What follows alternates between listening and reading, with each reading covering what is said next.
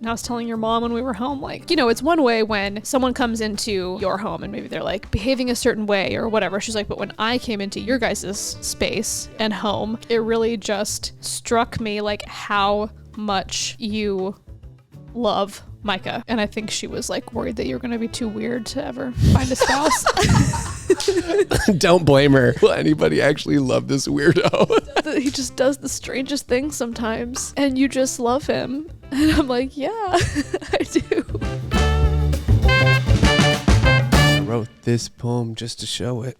What are the rest of the words? Just turned 9. You can write rhymes, but you can't write mine. Oh, wow. Is that right? Yeah. I'm shocked. Hamilton, I'm ready. I'm shocked you knew the words. Like Hire just me. the other day you did not know those words. I'm not good with lyrics. I know. I just got, like just with that, I was like, I wasn't confident in the I just turned 9 part. So I was just like, I'm just going to say what I think you said. I don't know if anybody else does this, but I'll like listen to lyrics and it sounds, I just like say what I think it sounds like. Yeah, as opposed I think a lot of people do that. Yeah. And then I find out what the actual lyrics are. Like, and then I'm like, oh, I can. Like most of the time you're just wrong. Yeah, just way off. I can't think of one right now, but. Me neither, but there have definitely been some good ones. Yeah. And once it's in your head, it's locked in. Oh, it's not So going it's like, anywhere. There's no correcting it Nope. once it's in there. Yeah, like with our, oh my goodness, with our content. Like if we're ever singing a song and I have sung it wrong, it is really difficult to get it out of my head. Welcome back to the Fortitude podcast. We're your hosts, Micah and Sarah. And today we're going to talk about, well, you're 32 weeks pregnant. Mm-hmm. So we are on we're on the back end of this thing. We're on the back end. We literally have 2 more months. Which is crazy. Yes, it is. Yes, Very it crazy. I'm like looking around our apartment like, Haven't even started. Yeah. I know. Like our nursery is basically just a storage unit room right now. Yeah. You know, when you live in New York City, you kind of have to get creative. We'll definitely be minimalists when it comes to like what we need and like stuff and toys and all that stuff. Yep. I'm like, if he likes the cardboard box more than the toy that's in it, well, you're getting cardboard boxes for your birthday. I mean, I feel like, you know, they don't need toys for a little bit. Right. It's Maybe just some like little books and stuff. I think I don't know. You probably just accumulate them from people like giving you stuff. Totally. Which is very nice. But we'll take diapers over anything. Yeah. I hear you go through those. So yeah, that's for sure. But yeah, I cannot believe there's only 8 weeks left. Nope. It's approaching pretty quickly. Yeah. Very rapidly. Well, we've been go too. We have been. This past month, we went on a baby moon to St. Lucia, which was amazing. Then we went to Wisconsin to see my family. Mm-hmm. Which was also amazing. We went to Iceland. We sure did. Just a quick trip. We just got back. Yeah. To do a maternity shoot. It wasn't initially meant to be a maternity shoot. It was my brother and sister-in-law are professional photographers and asked us to be their models a year ago.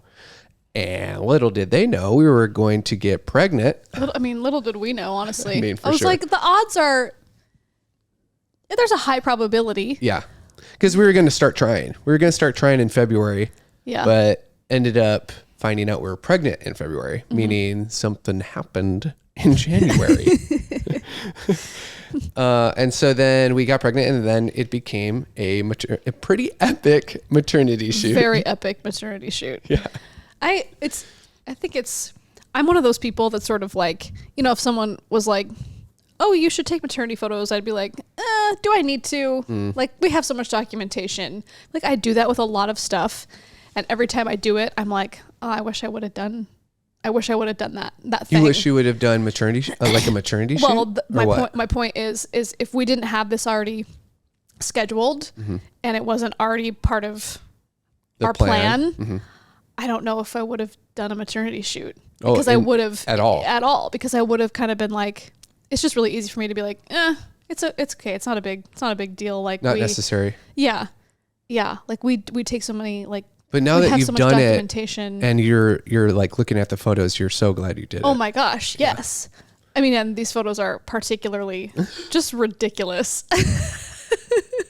Some of them are like comically epic, where it's like you would see it in a magazine and be like, yeah, like any maternity shoots like this. And then it's like we look like we're on a voyage ready Conquering to the world. conquer the next land.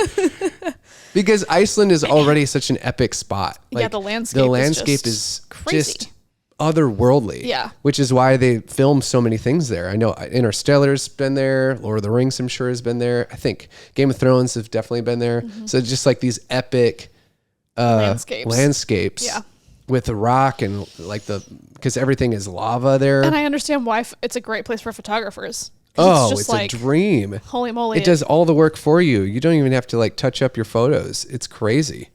Yeah, It's crazy. I'm sure people still do. Well, yeah, they They have do. to do some I'm work, saying you but- could go there, shoot on your iPhone, and Yes. take some amazing photos. That's for sure.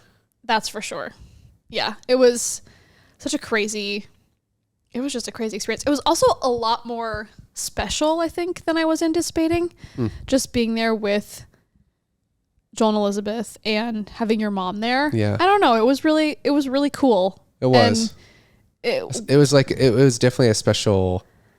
It was a special trip. yeah. It turned into much more than just like a maternity shoot. It was like cool to travel with family. I don't know, like experience a place with my mom, and like we did vacations, but we didn't do like crazy travel growing up. Yeah. Like I think, mainly it was like Florida, Disney World. We went to like once or twice, and then camping. And so it was just cool to experience like a totally different country with her. Yeah. I think it was cool. Yeah. It's cool to see her experiencing things Yeah. and like discovering stuff, and I know she's always wanted to travel, so it's special to like be to see that. And she's just so like the natural stuff, like the plants and the landscapes, I think are even more, I don't know, she likes been that kind of thing. So right. She's been it's a cool. gardener her whole life. Yeah. And like grew up on a farm, still there.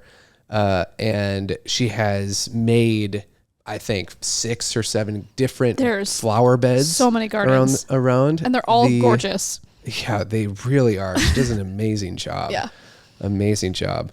And I think she has a totally a different perspective and appreciation for that type of stuff as well. But yeah, so it was especially cool seeing her just like experience the landscapes and It was. just the different stuff. And we also got a couple days for just the two of us beforehand in Reykjavik, which was also really fun. We're big foodies, and so we got to eat. we went to a restaurant there called Ox, which was such a cool experience. They have 20 courses. Amazing. You start in a room, and you have 3 snacks there, which are all delicious, and then they take you into another room where they make everything right in front of you, and it was just such a cool experience. It was unbelievable. Such a cool experience. Food experiences are my favorite. They're just. And then we did a food tour around Reykjavik, where a tour guide literally takes us to 4 or 5 different locations and tries like their specialty, like of each restaurant. And it's like specifically more like Icelandic food, good fish. Oh my gosh, the food was so good. Yeah, it was. Except for the fermented shark. Well, it's not meant to be good. Oh my gosh. In Iceland, they have a tradition. It's a thing. At Christmas, right? Yeah. At Christmas, where they eat fermented shark as their dessert. Right? That's what they I said. think. I don't remember remembering that correctly. Because apparently they like pain. Like it was crazy. Because it tasted awful. It smelled like ammonia. To me, it smelled like an absolute barnyard. When I took a sniff, I was like, I feel like I shouldn't have smelled at a petting zoo. Yeah, No. Sarah didn't have it, by the way. No, I did not. Sarah did not have it. No, I didn't eat it. I would have if I wasn't pregnant. Yeah. I definitely would have. Yep. I'll try anything once. Yep. Food-wise. But I did. And now I can say I've had fermented shark, and I'll never have to say that again. It was fun to watch. It was. But yeah, so, I mean, all that to say, I'm so glad that we already had that in the books, because otherwise I don't think I would have done a maternity shoot. It was really special. And it just turned out really just beyond what I could have imagined. And if we have a second kid, their maternity photos are going to be a lot less epic. Yeah. Sorry, second kid. Sorry, second kid. We did have a moment in Iceland that was not as great. Oh yeah, that was not fun. Yeah. Of course, it's like I'm just walking. Yeah, it's just I'm just walking. Yeah. We weren't doing anything crazy at all. Like, we weren't being irresponsible. She was walking. It was a bit windy. It was windy. It was a bit windy. I tripped on this huge rock. And I fell over backwards. Yeah. And I landed. She did not land on her tummy. I landed right on my tailbone. Backwards, right on her tailbone. I landed right on my tailbone. And it wasn't pleasant, but it wasn't that bad. But I was like distraught. Yeah, you were. I don't know. You know, your mind starts doing crazy things. Of course, you were just worried about the baby. I'm just walking, and I'm gonna trip and fall, and then something's gonna happen. Yeah, like that's gonna be the thing. Yeah, totally. I get it. And I knew that was happening because I was like, it didn't hurt that bad. No. I'm sure it hurt, but like that's not why you're in hysterics. Yeah. Quiet hysterics. Yes, quiet. Yes, to make sure nobody else noticed, even though everyone else did. But I mean, I understand that your mind is racing, but you know, your body is like a big container and cage to like keep your baby safe. I know. And since you landed backwards, he's just probably just had a fun little trip in he's already in liquid, so he's probably just bouncing around. And yeah. Totally fine. Yeah. You know, it's just like your mind goes places. Yeah. Well, and on top of that, you've been experiencing Braxton Hicks, I think. Mm-hmm. Mm-hmm. So, which I didn't really know much about. I knew what literally from movies. You know, like how in movies it's like, oh, I'm going into labor. And by movies, what I'm specifically thinking of is Father of the Bride Part 2. Oh, wow. Deep cut. Because she's like, I'm going into labor. And then they go to the hospital and she's not in labor. Then they come home and she's like, oh, it's just Braxton Hicks. So in my mind. Like, who's that? In my mind, Braxton Hicks are like intense contractions where you think you're going into labor. Mm. But then I happened upon an article. Well, I get these email updates sent to me about like, you're at week 31. This might be some of the symptoms you're experiencing this week.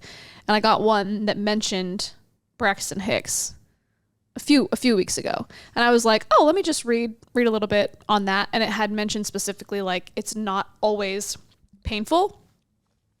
And it can just feel like your muscles it's like your uterus practicing for labor. Oh, really? So it like tightens up and your stomach gets so hard, or it can. That's one of the things that can happen. And that's what was happening to me.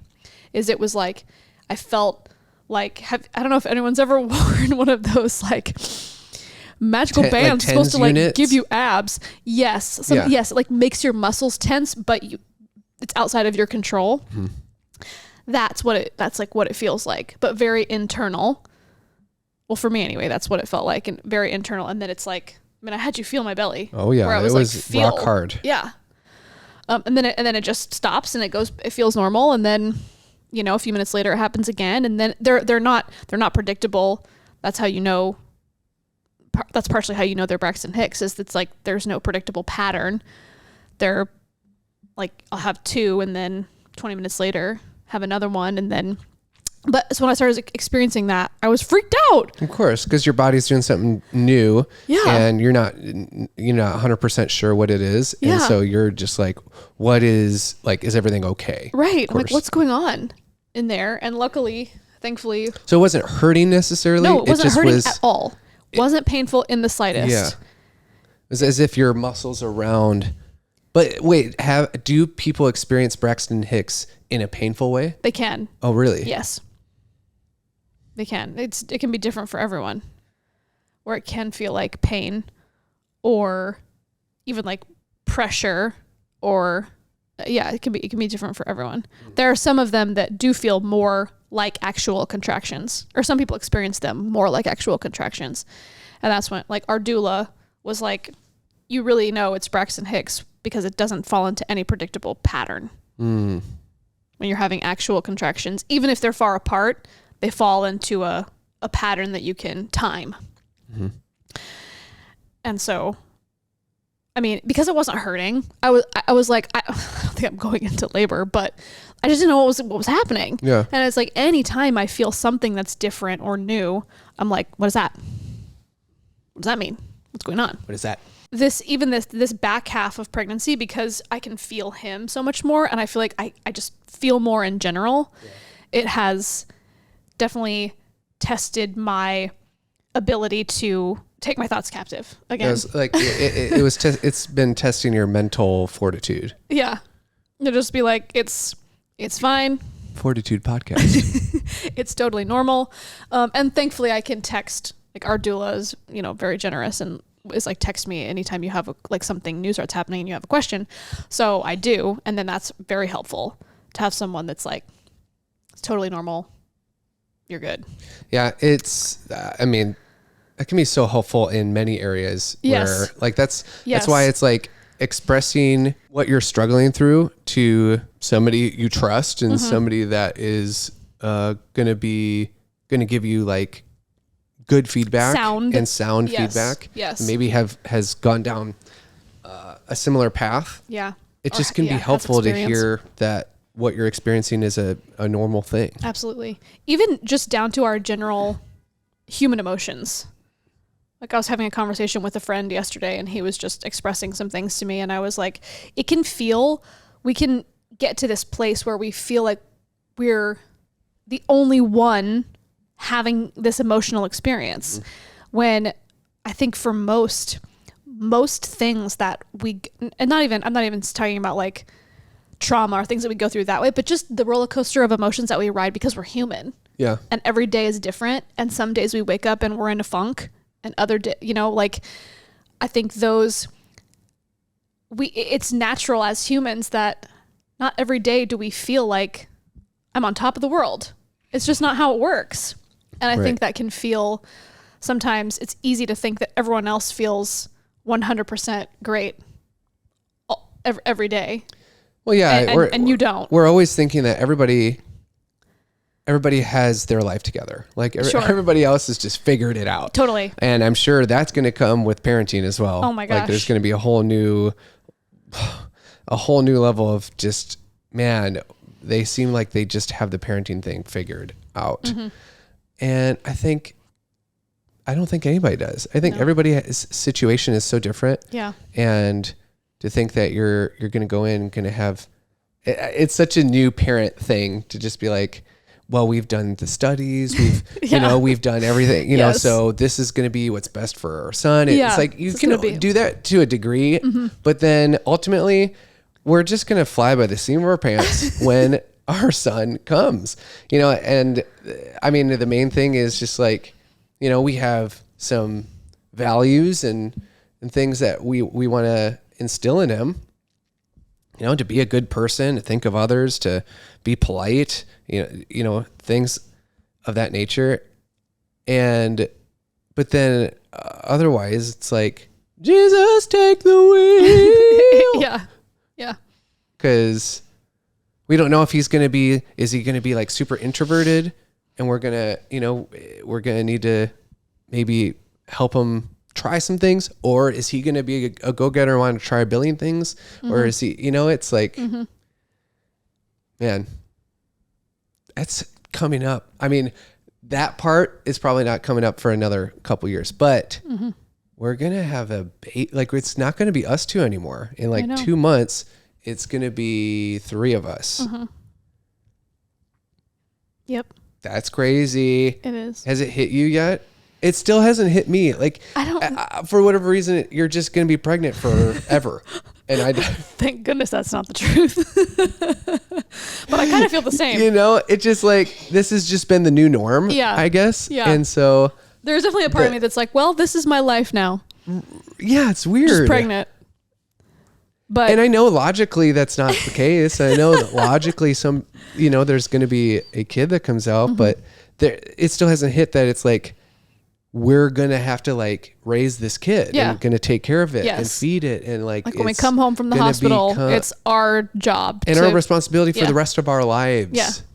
Not like we're babysitting a baby and going to be giving him, Yeah. you know, back to whoever. Yeah.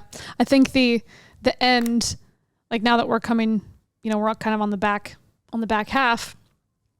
It's also because I have found myself, you know, having initially an anxious thought with every new thing that I experience. I'm like, oh my gosh, it's going to be the same thing when he's out here. Goodness like, me. Just constant, like just praying. Yeah. Because that's what I do. That's what I'm doing currently. Is when I have those anxious thoughts, I'll just be like, nope. Like, God, you've got him. You've got me. You've got him. Like, we're good. There's absolutely no reason for me to think otherwise. And so I when he is out here, I keep saying, well, I'm excited for him to be out here because then I can see him and I can like tell what's going on with him. Whereas like in here, you just are hoping that he's good, you know, but you can't see. But then the more I thought about it, it was like, oh man, that's going to be, but then this is thinking obviously very far into the future, but it's like, there will come a time where I won't be able to see anymore. And it will just be him making his own decisions out there in the world. I think about me and my parents and just like, You're in New York City. Like They're in Kansas. having your like young 20-something-year-old child move across the country to a place that is unfamiliar would just be like nerve-wracking probably. Yeah. My parents never portrayed a sense of nervousness towards me leaving or anything I wanted to pursue. They were only ever very like, we're so excited for you. They never gave me the idea that they were anxious or didn't want me to like do what I wanted to do. Even like if they felt it inside, right. it like never let on. Right. But that's what I'm saying. I'm just like, that is more impressive to me now because I feel like that would be very hard to not show any kind of like, no, you're going to be great. I'm not sad that you're moving across the country. It's going to be good for you. You know, like I can't believe how well my parents handled that. Knowing how easily you cry, I don't know how well that's going to go, but he'll learn the same. I'll just be like, just ignore it. Yeah, it's just happening. Nope, tears are happening and flowing down my face, but it doesn't mean anything. Doesn't mean anything at all. Don't let this sway your decision. Exactly. But I think with every new layer of pregnancy, and I think with every new layer of parenthood, there's like your skill set when it comes to taking your thoughts captive is, well, for me anyway, is going to be tested and really stretched. Well, and your faith. Right. It just like, I feel like your faith just gets stretched and stretched even more being a parent. Yeah. And your patience, I'm sure. Yeah. Yeah. But more so just like, you want them to be good. You want them to be healthy. You want them to make good decisions. And I mean, we were watching an episode of Modern Family the other day, and there was like that sweet moment. Yeah, that show's hitting differently now. Now that we're like stepping into parenthood. Well, I mean, you know, going to be stepping into being parents. There's like another level to that show, and even watching the Olympics, and it cuts to the parents, like cheering them, and just being so emotional if they win or get a medal. I get emotional from that now. Sorry, I cut you off. There was like a sweet moment between Phil and Haley, it's the oldest daughter, right? And it was just like, he was just kind of telling her that he trusted her. And I was like, oh man, like that. That's like after he finds out that she's not a virgin anymore. Yes. And he kind of goes through that moment and then comes back around and just basically saying that he trusts her. Yeah. And I just thought that was so, I don't know. It's just, you have to just trust that it comes to a certain point that you raised your kids to make the decision that's going to be best for them. And that's ultimately, it's all out of your control. It is. There's just so much that's out of your control. It's not just parenthood. It's life. I know. There's so much out of your control. Most things. Like we were at, like even for our maternity shoot, it rained most of the time. Yeah, pretty much all day. And so some of the spots they had initially wanting to do, it just like wasn't, we would have had to go through a river or something, and it wasn't going to happen. Mm-hmm. And so we had to pivot, and that happens in life all the time, where you have these expectations, you have plans, and sometimes life happens, something comes up, and it doesn't happen. And sometimes, there are varying levels of disappointment for sure, mm-hmm. but you just keep moving forward, and you just trust that there's always, I think there's always something more. There's like a beautiful thing that can happen because in spite of it, and maybe it's not in the moment itself, but like since it rained, it turned into being some pretty romantic and kind of epic looking pictures because mm-hmm. of the rain. Mm-hmm. It wasn't the mm-hmm. most pleasant thing, but I was in the moment. I remember thinking like, well, these are going to look pretty cool. Yeah. And look pretty like epic mm-hmm. because of the rain. Yeah. Would I take having clear skies and the sun and be it nice out like yeah. for the photo shoot? Sure. But it's just a moment in time. It's just temporary, as is everything. Yeah. Yeah. I was listening to an audio just this morning just about flexibility and how it's like you don't necessarily have to be flexible with your end goal or whatever it is you're working towards, or in that instance, like the outcome you want for the photo shoot, but you do always have to be willing to be flexible with how you get there. Because odds are it's never going to go exactly as you anticipate that it's going to, or that you're going to be able to keep everything in your life maybe as structured as you want, and at the same time make the progress that you want or achieve what you want or whatever it may be. And I just think it's and obviously I think it's a type of person, and I tend towards like loving a plan. Structure, and you want plan, and you want, I know we've had many conversations around like, I want, if I just need structure, I want my Mondays to look like this, Tuesdays to look like this, Wednesdays. I was like, sure. That sounds great. And then ultimately that doesn't happen because life happens. No, it's because you happen. What? Because it's not how you operate. No, I don't. I don't operate. The way I operate is I literally have a Post-it note. I go and I just write things that I want to get done. But there's no time. There's no mm-hmm. real time limit to it. And so I'm like, but as long as these get done for the day, I'm good. Mm-hmm. That's how I operate. I mean, I like the Post-it. But you want structure to the day. You want to be like, I want an hour block to focus. Yes, but I think it's good. And I think that is good to do that for certain things. I think it's unrealistic to think like, well, it just depends. Maybe you're in a privileged position like celebrities or people that have, a lot of money and so that they can be like, I wake up at 4 a.m. I do my workout at 4:30 and then I pray. And you've seen the Mark Wahlberg's morning routine, the Rock's or whatever. Mm-hmm. But for most people, you can have maybe a couple things. Like if you have a 9 to 5, I work out from 5 to 6 then, mm-hmm. And mm-hmm. then I come home and you have a couple other things, but you can have a couple things, but ultimately, especially if you have a kid or a 2-year-old, 3-year-old, 4-year-old, or even several, every day probably is a bit different. Yeah. I mean, I think it's good that you're not wired that way when it comes to, cause I would block my day from like the moment I wake up to the moment I go to bed.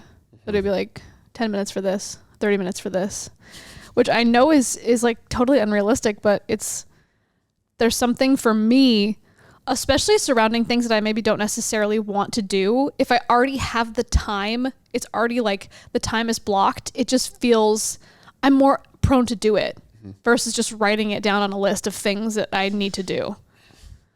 So there but are ultimately certain, it always things always take longer. Like people aren't, I mean, some people maybe are very like regimented where it's like, okay, I have an hour to write for my book. And then as soon as that hour is done, okay, I'm done. I'm going to, it usually doesn't work that way. It's I know, like but you I get think, into a flow. yes, but I do think that there is value in having, because if you don't want to do it, you're like, well, this hour's been blocked for it, so I at least have to try. Mm-hmm. And then maybe you start to get somewhere, and maybe you go longer than you're anticipating because you get into that state 45 minutes into your hour, so then you go for a second hour. Yeah. But I think... I agree with that. I think it's important, like for the things that you want to make progress in and you should do that you don't want to do, I think it is important to schedule those in, because if you don't, then you'll never do them. I agree. That's why now I've been like all over the place with our travel schedule, but before we were traveling everywhere, and like now again I want to get back into it. That's why it's just like at least I can have my morning. Mm-hmm. At least my morning can be a predictable time where I do certain things, where I like have that for myself. And then for the next 2 months. I mean, exactly. Then there's going to be a whole other wrench thrown in. Really, like none of my time will be mine necessarily, but I have grand ideas for what I'm going to be able to do with the newborn. We'll see what actually happens. Yeah. But I have pretty high expectations for myself, which is unsurprising, probably. It's not surprising. No, it isn't. And high expectations for just, I think, us figuring out like our rhythm for what works. And I don't know. I was listening to the audio on flexibility because I was something I need to work on, especially because with a baby coming, it's like, that's the epitome of flexibility that you need to have, because you don't know what their schedule is going to be like. You don't know what kind of baby you're going to have, if they're going to sleep well, if they're not going to sleep well at all. It's just complete unpredictability, which is a challenge for me. That's probably a challenge for a lot of people. So what's the answer?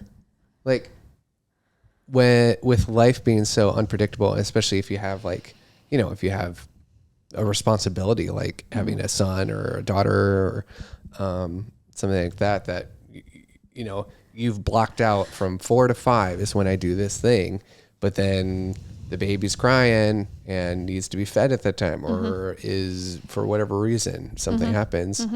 Then do you just move it to a different hour? I don't know. I'll let you know once I experience it.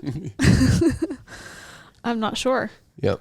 Because it's like for a newborn baby, you just have to give them what they need when they need it. Yeah, I think what's important too is like having grace in seasons of life that you're in. Yeah. Like if you're in a season of life, like the newborn stage or something, and you're just like, you're not getting a lot of sleep, and just have some grace for yourself that you're not maybe making the progress that you quote unquote should be making. Sure. Or that you were before the baby came. In good health, like you just have plenty of life left. Yeah. That you can get things done, and we want things so fast. I know. I'm speaking personally here, thinking that I should be in a certain level or a certain financial level at this point in my life, and not being there. It's like, oh, I need to go faster. And whether you're 30, 40, 50, 60, until you only stop living when you stop living, and you stop pursuing a worthwhile dream, or you stop pursuing something that you are really passionate about and you care about, purposeful. And that is purposeful and that is fulfilling.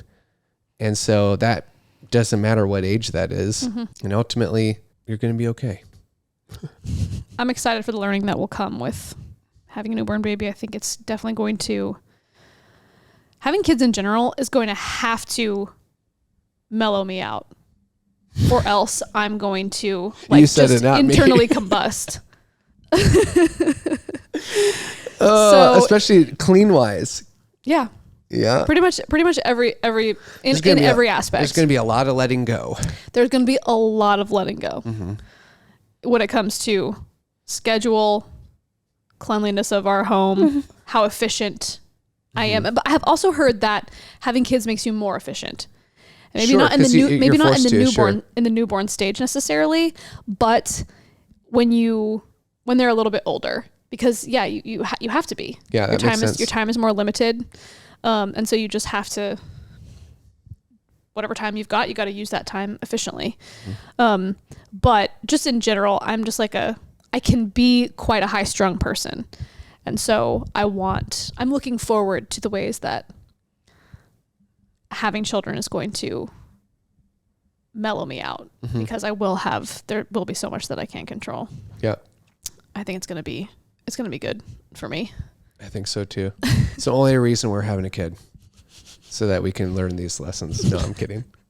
But I do think there are lessons we would never learn if we didn't have kids. I agree. Do you think you're going to cry when you when you finally birth your son? This is a joke, by the way. I think I'm going to be a ball baby. I feel like, I think yes, but I could also see suddenly just like being in a state of like, I don't know. I could see not crying also. Being like overcome with joy and just kind of overwhelmed at like, yes, like the awe of what just happened. But I could also be a hot blubbering mess. So we'll find out. I guess we'll find out in 2 months. Yeah. We'll see. Well, Crazy. I'm excited to see you be a parent.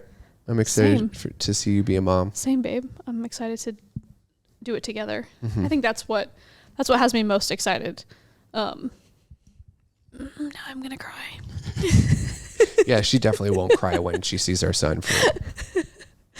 I just like, I was telling your mom when we were home, like I'm so, well, first of all, she was saying like how when she came here to visit, she's like, it's one way when someone comes into your home and maybe they're like behaving a certain way or whatever. She's like, but when I came into your guys' space and home, she's like, it really just struck me like how much you love Micah.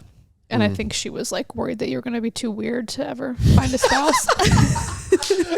I 100% don't blame her and can see that being the case. Because she's like, will anybody actually love this weirdo? Like, he just does the strangest things sometimes, and you just love him. And I'm like, yeah, I do. Man, now I want to know, like, what are the strange things that she's talking about that are like unlovable? Not unlovable. It's just like, you can be a quirky guy. I can be, but so can everyone.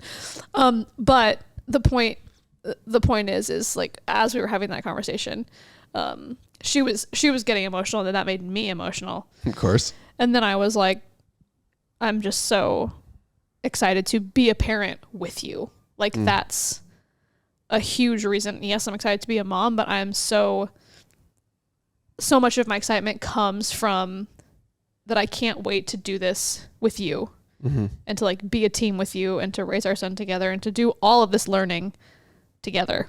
Yeah. And know that it's not going to be easy all the time, but I'm just excited to do it with you specifically. I agree. Well, thought I'd make it through without crying. Nope. What if our son is as weird as I am? I mean, what is the world going to do? Are they going to be able to handle two of me? As a parent, you're going to hope that he's going to be able to find somebody that loves him even though he's a weirdo. Well, I know he will be able to because you did. Yeah. Yes, you are kooky, but there's, it's one thing. It's one thing to be like, okay, can you name something? I mean, before we finish up, what is like something that I do that's so that's outlandishly weird. I don't think there is. I don't think there is anything. It's just my mannerisms and like different you're just situations. very unapologetically yourself. Yeah. I want everybody to do that. I agree. Yeah. I hope our son is the same way. I agree 100%. Oh, he definitely will be. I'll make him. I mean, I agree because I have not always been that way, and I learned a lot of how to be that way from you. Yeah, your goofness has come right out. Mm-hmm. That's my goal. Anytime I'm with somebody, is like I want them to feel like they can be goofy. Yeah. Like and fully themselves. Fully themselves. Yeah. I feel like people stifle their goofiness. Yeah. I think everybody has it in them. Yeah. Everybody has a level of just like weirdness and absolutely. Like quirkiness and funny and stuff. But I think a lot of times people stifle it down because they're afraid of what people think of them. Totally. Or maybe they had somebody say like, why are you being so weird? Yeah. You know, and luckily I didn't have parents that did that. So I feel very fortunate in that. Mm-hmm. And so then if anybody were to say that, I'm like, oh, well, we're just not going to be friends. Right. I don't know. I wasn't like worried about it. I was just, if anybody had an issue with that, it's like, all right, well, I'll just find other friends. Right. Like I'll just find, like, we don't have to be friends. Yes. If you don't like how I am, right. That's totally fine. Yeah. I know I'm not being like a meanie or a rude person or anything like that. Yeah. It's like, if you don't like my personality, that's all good. Yeah. Like I'll find people that do. Right. So that's never been a worry of mine. Yeah. And so I think everybody has a little bit of that in them, and some people they totally embrace it, and some people maybe have what are you touching? Just I don't know if it's like what it is, but is it a hard spot? Like something it was like a pressing. Oh, pressing? Yeah. Is he pressing? Like, is that your foot? Is that your hand? What is that? Giving you a high five? Yeah. He wants to chime in on this combo. Yeah. Well, we have to get to your 32-week I do. checkup. I'm excited for that. Me too. All right. Well, as we always end our podcasts. Well, be goofy. Go out there and be goofy.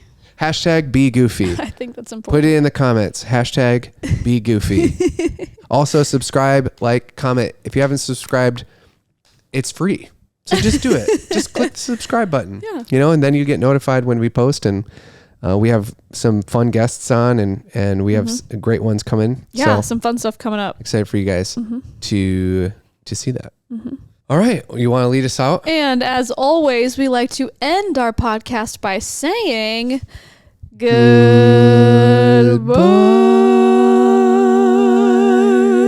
I think we started on the same note. Did we? I think so. It was very close, if not the same. It was. My mom had an idea to do it like top 10 best goodbyes. Oh, man. like go through and pick the top 10? Uh-huh. Wow. I would have to rewatch them. Yeah. Well, you just have to watch the end. Oh, that's true. But that might be kind of fun. Yeah. Rank them. All right. Bye, guys.